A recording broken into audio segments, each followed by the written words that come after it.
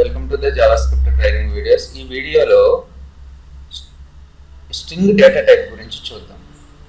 ఈ data టైప్ను create చేయాలన్నా మనకు యూజ్ చేసేది వేర్ అనే డేటా టైపే.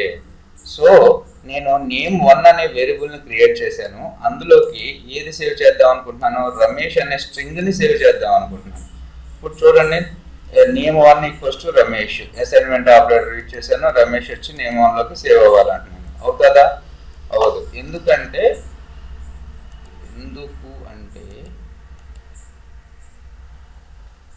సో ఇక్కడ ఏం ప్రింట్ కాలేదు మనకి. ID equals to A4, ID equals to A4.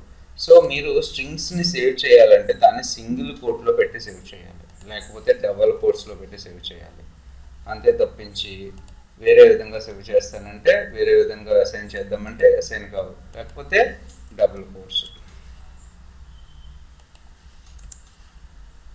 Double కోట్స్లో మీరు ఏదైతే పెడుతున్నారో అది వెళ్ళి నేమ్1 అనే వేరియబుల్లోకి సేవ్ అవుతుంది.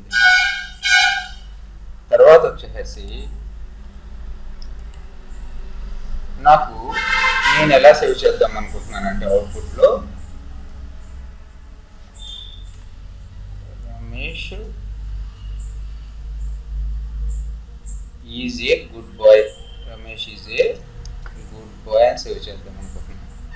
గుడ్ బాయ్ ఈ విధంగా వేరియబుల్లోకి సేవ్ చేయాలి అంటే సో డైరెక్ట్గా పెట్టేయచ్చు మనం దీన్ని తీసుకెళ్ళి. సో ఇక్కడ నేను ఏమి చేస్తున్నానంటే సింగిల్ కోట్ యూజ్ చేస్తున్నాను స్ట్రింగ్ని సేవ్ చేయడానికి. సో మధ్యలో రమేష్ ఎస్ అనేది కూడా ఇక్కడ సింగిల్ కోట్ ఉంది. సో ఇక్కడికి ఎండ్ అయిపోతుంది ఇది. అలా ఎండ్ అప్పుడు చూడండి, అవుట్పుట్ ప్రింట్ అవుతుంది ఏమన్నా? ప్రింట్ కాదు. ఎందుకు? ఇక్కడ సింగిల్ కోట్ ఇక్కడ సింగిల్ కోట్ ఉంది కాబట్టి నేను ఏం చేయాలంటే అప్పుడు డబుల్ కోట్స్ని ఇన్సర్ట్ చేయాలి దాని సరౌండింగ్లో. అప్పుడు ప్రింట్ అవుతుంది మనకి. అంటే ఇప్పుడు ఈ స్ట్రింగ్ వెళ్ళి నేమ్1 అనే వేరియబుల్లో సేవ్ అవుతుంది. ఓకే, నాకు ఇప్పుడు అవుట్పుట్లో ఎలా రావాలంటే, అవుట్పుట్లో ఎలా డిస్ప్లే కావాలంటే మై యాపిల్ అని ప్రింట్ కావాలి, ఇలా ప్రింట్ కావాలి. ఓకే, ఇలా సేవ్ కావాలి. సేవ్ కావాలి అంటే నేను తీసుకెళ్ళి ఇందులో పెట్టేస్తున్నాను డైరెక్ట్గా.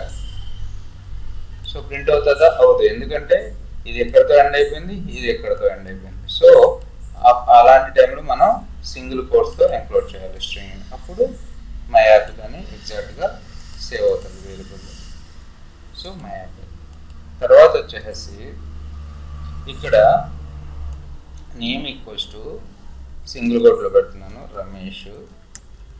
ఓకే, సో మళ్ళీ వేరు నేమ్1 అనే అట్రిబ్యూట్ని తీసుకుంటున్నాను. నేమ్1 అనే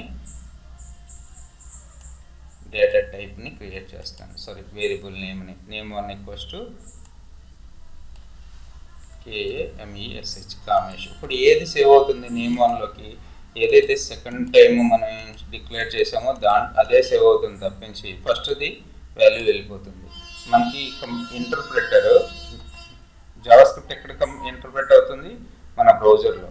interpreter line by line interpret చేసుకుంటూ వెళ్తుంది. సో ఇది అయిపోయిన తర్వాత ఇది వచ్చింది కాబట్టి దీన్ని నెగ్లెక్ట్ చేసేసి దీన్ని సేవ్ చేసుకుని అటు పెట్టుకుంటుంది. ఓకే, సో దీన్నే డైనమిక్ నేచర్ అంటాం అనమాట.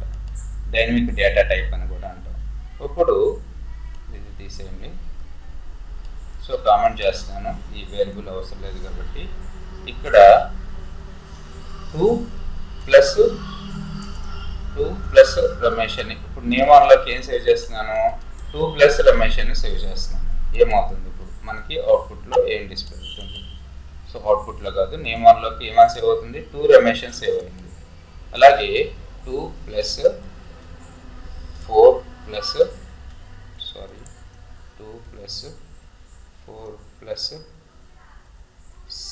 6 ప్లస్ రమేష్, 5 ప్లస్ రమేష్ అండి. ఇప్పుడు వేరియబుల్ ఇక్కడ నుంచి ఇక్కడికి ఎవాల్యుయేట్ చేసుకుంటూ వెళ్తుంది. 2 ప్లస్ 4 6 ప్లస్ 5 11. మనకు అవుట్పుట్లో 11 ప్లస్ రమేష్.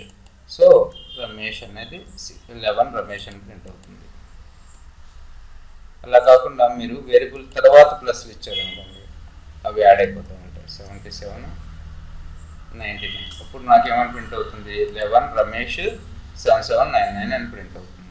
అదే వేరియబుల్లో సేవ్ అవుతుంది. ఓకే, ఇప్పుడు నాకు ఇది ఏం వేరియబుల్లో నాకు రియల్ టైం కనుక్కోవాలనిపించింది. ఓకే, ఇక్కడ A5 అనే అట్రిబ్యూట్ ఉంది కదా, ఇక్కడ A5 తీసుకుంటున్నాను.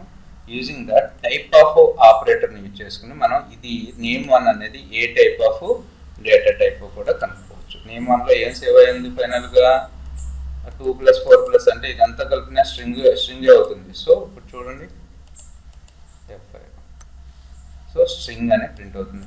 టైప్ ఆఫ్ ఏంటిది ఆపరేటర్ నేమ్, టైప్ ఆఫ్ అనే ఆపరేటర్ యూజ్ చేసుకుని మనం వేరియబుల్ ఏం టైప్ కూడా కనుక్కోవచ్చు, టైప్ ఆఫ్.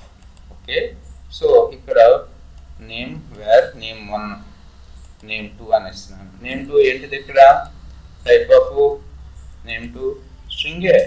Okay, string. నేను ఇక్కడ నేమ్2లోకి 22 సేవ్ చేస్తాను. సో ఇది నెంబర్ కదా, ఇప్పుడు మనకి ఏమొస్తుంది, నెంబర్ అని వస్తుంది. ఓకే, నెక్స్ట్ వీడియోలో నెంబర్ డేటా టైప్ని ఎలా క్రియేట్ చేయాలో చూద్దాం. Thanks for listening.